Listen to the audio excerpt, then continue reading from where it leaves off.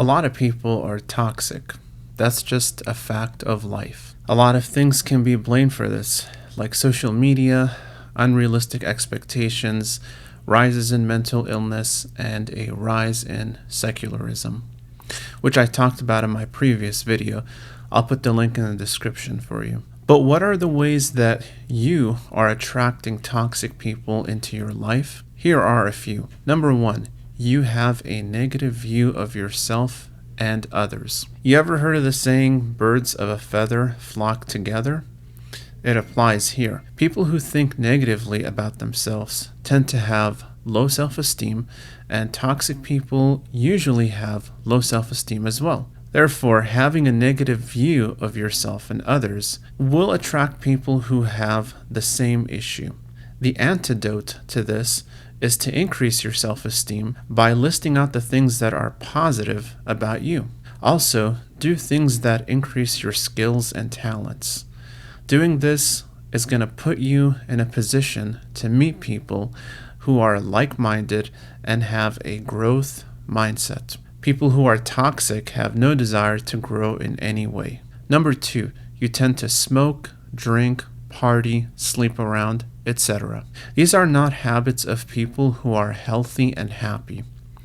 On the contrary, people who engage in these things are oftentimes doing so because they lack purpose and ambition in their lives. They have either not much or nothing to live for except the weekend, when they can do all these things. Society will say, you're being judgmental when you say this, but it's true. This is not a valid way of living. It is reckless and impulsive, and people who engage in these behaviors will only attract others who are like that. They won't attract people who are healthy and happy.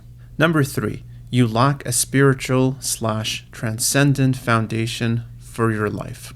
This might sound controversial, but it's true. Research has consistently shown that religious people on the whole are happier, healthier, and report having more meaning in their lives. Irreligious people, not so much. This also ties into addiction. Secular people tend to be more addicted to substances and bad behaviors than religious people. In spite of all this data, many still choose to live a hedonistic lifestyle, which is antithetical for building a healthy spirituality. In my own life, I am a Christian, and I believe this to be the true way to grow closer to God. But I also respect other religions, even if I disagree with them. Secularism, well, what is there to respect? It's like looking at an empty room in the dark. It's pure nothingness. Nonetheless, people are people, and they deserve the basic courtesy we give to all humans. So that's it for this video. If you like this content, make sure to give it a thumbs up, subscribe, comment, and share to get notified about more videos like this one.